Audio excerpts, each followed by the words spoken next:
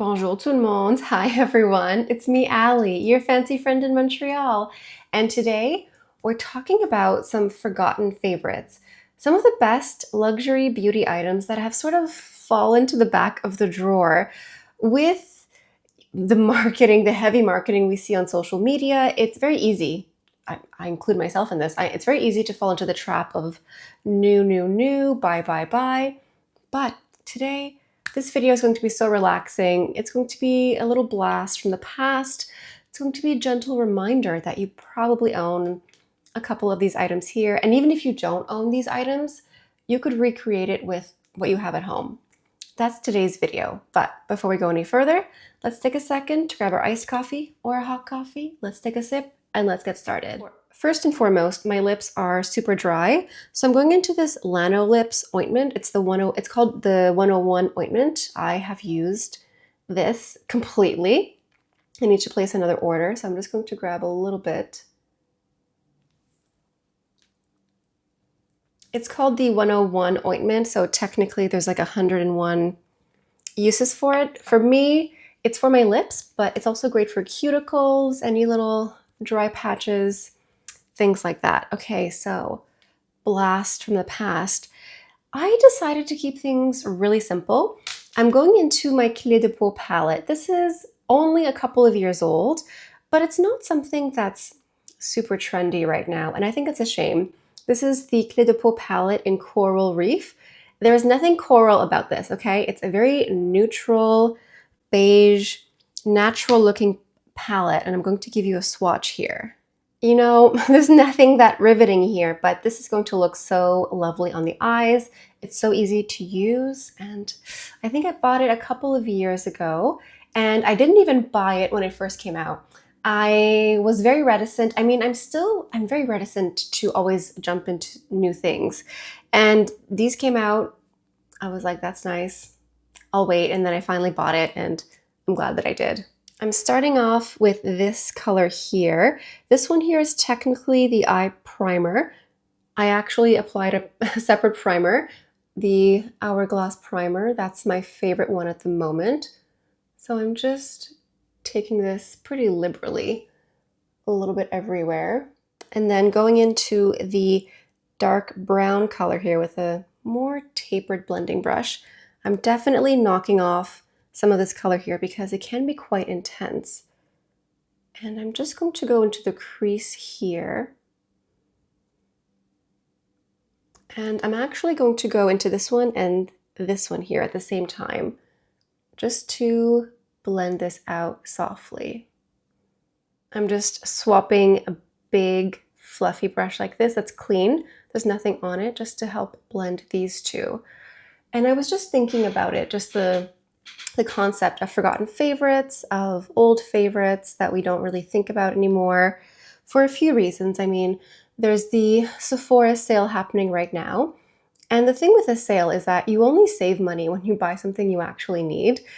It isn't, and I'm saying this to myself, you know, for myself, it isn't a sale if I buy something I don't actually need. So it's always a good reminder whenever, you know, these aggressive media campaigns come out. And, you know, this year, I really have been reflecting a lot on what I'm buying, how much I'm buying, if it's worth it, because I've definitely fallen prey to new, limited edition. And I've gotten to a point now where whenever something comes out and it's brand new, hot off the press, super hyped, and it's limited edition, it genuinely goes in one ear and out the next.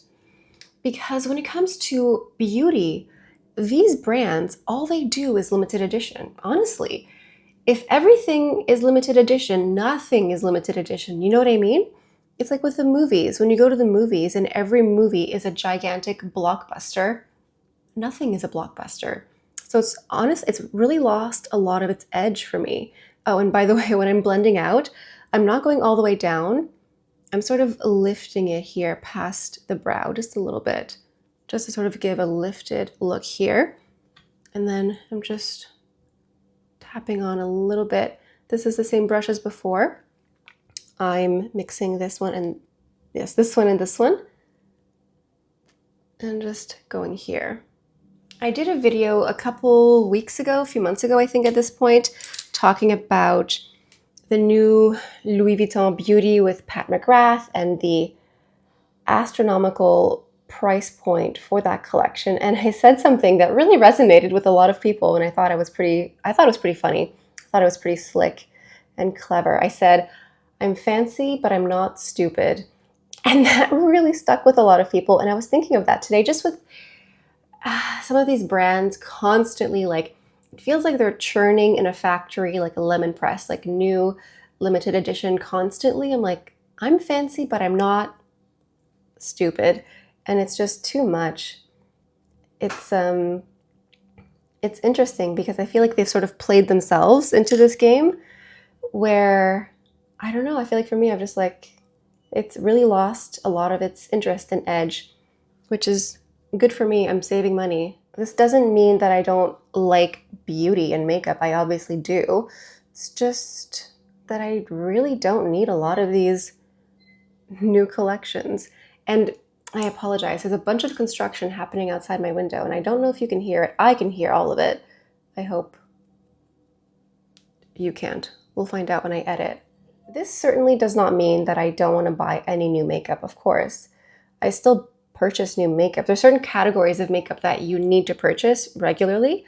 Mascara. Mascara expires quite quickly in the makeup world. Let's say 6 months. 6 months is the absolute maximum you can keep a mascara. After that, it's just dry. It just simply doesn't work. So obviously that's something you need to buy often. Anything liquid or cream tends to expire much quicker than anything powder. And I certainly still find inspiration online and seeing new collections and new releases. It just often reminds me of what I already own at home, and it inspires me creatively to come up with something that I already have. It just inspires me to sort of mix and match my collection instead of buying that new palette just to create that one look.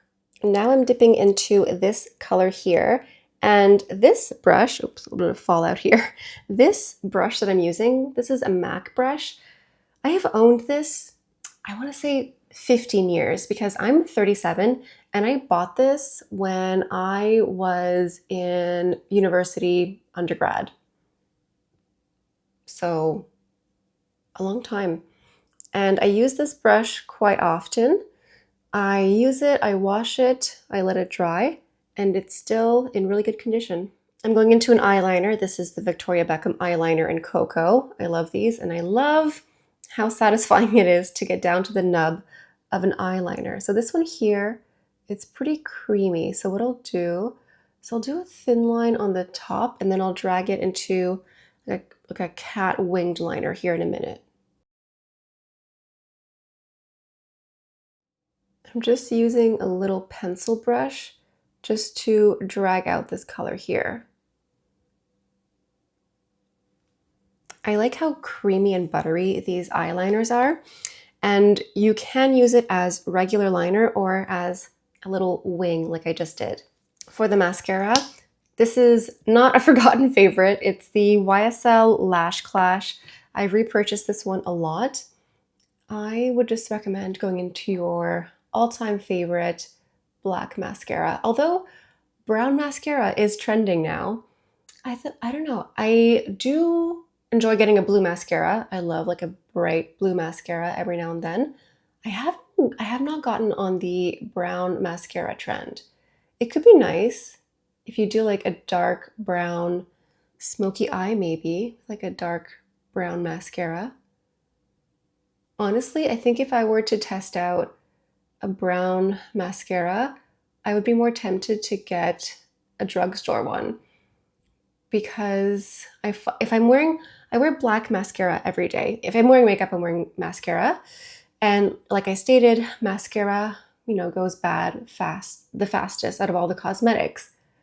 And in my experience, when I buy a colorful mascara, something that is not black, I usually do not get my money's worth.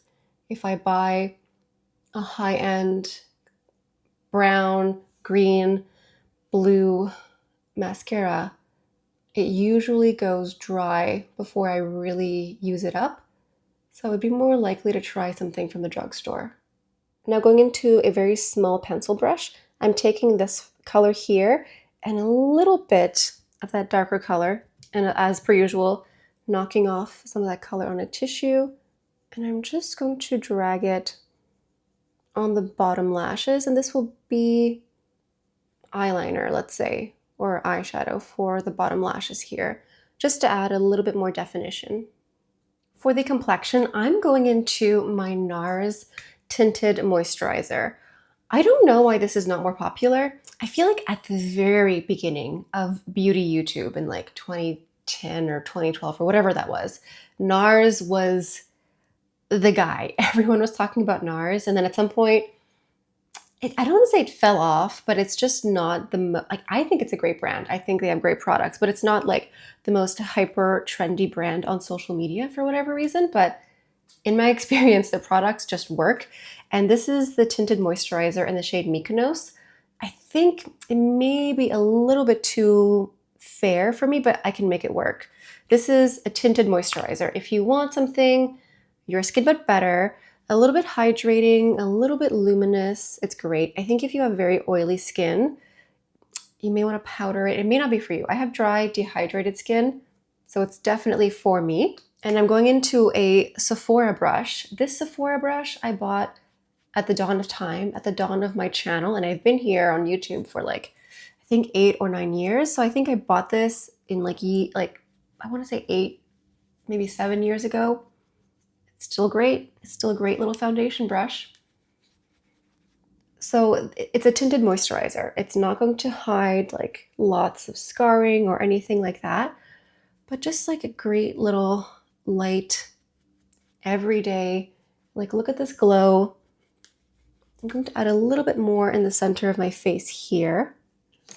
I would say the key words would be healthy glow, my skin but better, which is what I want, really. I don't think it's that bad. I think Mykonos works, but I'm going to add some bronzer here in a minute just to warm up my face a little bit. And I did this last time. Last time I skipped concealer and then I did powder, and I was like, something is wrong. Let me slow down and get the concealer first. I'm going into the Chanel Sublimage because I've had this for a few years. These things have expiration dates, sadly, but I still have quite a bit of product. So I'm going to use this up while I have it, obviously. This is the shade 32. It was really pricey, so I don't want to waste it, obviously. And then the concealer brush, this is Sephora brand as well. I do think that Sephora brand, like the in-house brand at Sephora, has great brushes. I haven't really tried their makeup per se, but their makeup brushes, I'm a huge fan. I adore the Prada Beauty Concealer Brush. Ow, got that in my eye. Well, the Prada Beauty Concealer Brush, I've owned that for a couple of years, at least 2 years. But this one here from Sephora, oof. I think I bought this at the same time as I got the foundation brush. So a good 7 years, and everything looks great. The bristles look great. I use these, I wash these, I dry them. They're fantastic. Now, I think what started this, in a way, is the Chantecaille Hummingbird palette, because I was looking for it in my drawer and it sort of fell from the back, and I was like, oh my God, what a blast from the past. And that sort of put these things into motion. So this powder still exists. It just has a different compact. I think it's called like the Perfect Blur powder, but I'm going to use this. And again, I'm using a very old brush. This is from Shiseido. I want to say at least 6 or 7 years old. Still great. So I'm just going to swirl around. And I like this powder so much because, as I stated, I have dry, dehydrated skin, but it never looks dry on me. Some powders sort of suck the moisture out of your face. I'm just sort of being strategic in the T-zone where things get a little bit shinier, but this will never settle and like pick up any dead skin, all that. Ugh, it's always the worst when you think that you're looking so cute and so fresh and you look in the mirror and you have like a jump scare, like, oh, what just happened? Not with that powder. Merci. Now let's go into a bit of bronzer. Okay, this one here, a definite blast from the past. This is the Givenchy bronzer in the shade 3 Amber Season. I was late to the game to get this. I think it was removed. It is back on the market, but I remember seeing this online and thinking about this, dreaming about this for years, and then I finally bought it, and it's the bronzer of my dreams. And I'm using the Rephr 04. I have owned this brush a good 5 years. And I love the angle. Like, I love a cheek brush that's at a bias, like cut like this. I just think it's perfect for the cheek. It just fits there perfectly. And Rephr was also a brand that I was kind of reticent about. I was like, who? What? Why is everyone talking about this? And then several years ago, I bought one of their kits, like a core face. It was like face and eye. And I immediately fell in love. And then here we are. I love this bronzer. I mean, I love that it still looks great. I mean, it's very used, you can tell, but it still has some dimensions here. It's not totally flat. It's one of those healthy glow bronzers that just looks very sun-kissed, which I really like. Now, using the same powder brush from before, the one from Shiseido, it's one of those like multi-use face brushes. So I like to use it for powder, but also for the cheeks as well. You can technically use it for anything face, but I think powder and blush is my favorite. And I'm going into my RMS Beauty. Like, I bought this a couple of years ago. It's a shade called Crystal Slipper. It's great. I use it all the time, as you can tell. I really should just give you a jump scare warning for this blush because it just looks so well loved, because it is. I love this color because it's really just like if a blush and a bronzer had a baby. You know, it's like my cheek, but better. And it's sad, but I used to love all of the Chanel blushes. They used to make great blushes, and then they changed the formula. It's like a biscotti, you know, it's like twice baked blush. I find them really hard.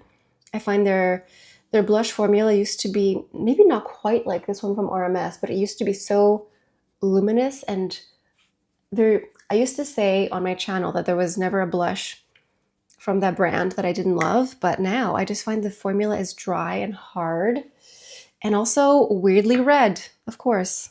Now for the lip, I'm going into this lip liner from Tom Ford. This one is called A-List, and I have owned this for a few years.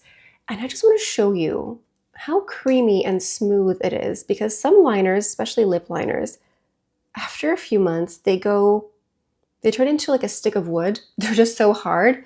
But look at this. It is still so buttery and glides quite nicely that I'm a little bit tempted to discover more Tom Ford lip liners. Sadly for me, Tom Ford is quite pricey, but the fact that I've owned this for at least 2 to 3 years and it just glides on so smoothly. I'm just going to do the outline here. I'm sort of going for like a 90s bombshell look. It's sort of just falling into place here. And I'm going into the Lip Glow Oil. I loved these when they came out. I bought a bunch of colors, and this is Mahogany. It is so pretty, and I think it's going to look really nice with this whole look here. Now for the fragrance, I will allow myself a little treat and go with something new. This is from Replica. This one is called Afternoon Delight, and this smells like a madeleine. It's a French cookie / cake pastry that's sweet but not very sweet. It smells like almonds and vanilla. You know, like a type of pastry or a cookie or something sweet you would have in the afternoon with a cup of tea or a coffee. That's actually not that sweet, and it has a little bit of sugar but not too much. This is what this perfume reminds me of, and so I'm just going to go ahead and wear this today. So I think that is it for today's video. Please let me know what you think down in the comments. Now that I'm thinking of like old favorites and forgotten favorites, I'm like, wait, I've got a lot back here in the drawers. Let me come up with like entire themes and concepts, and we'll just sit here and blab and do our makeup and feel great. what's wrong with that? Let me know in the comments what you think. And if you made it to the end of the video, leave a brown emoji for the sort of brown neutral makeup we have going on today. And that's it for today. If you're not subscribed to my channel, I think you should. We talk a lot about new makeup, but we also slow things down and revisit old collections. So if you want some fresh perspective on how to mix the collection you have at home, make sure you're subscribed. Anyway, that's all I have for you guys for today. Thank you so much for stopping by, and I'll see you next time. Bye.